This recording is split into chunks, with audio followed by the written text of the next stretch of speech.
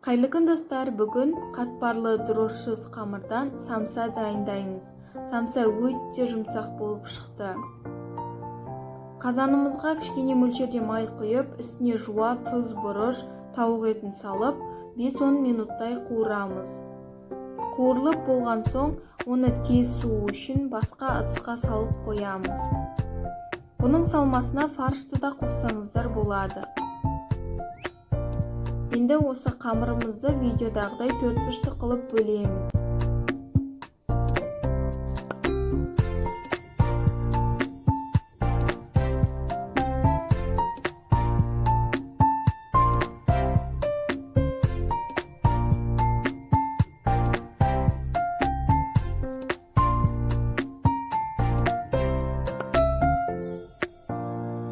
Енді оны видеодағыдай дөңгелектетіп алып, оны ысымыз.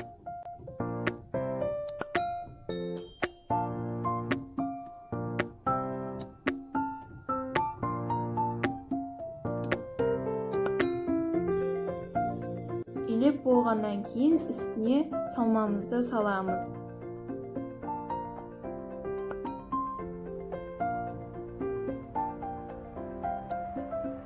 Сосын оны осы видеодағыдай қылып, барлық жанын біріктіреміз.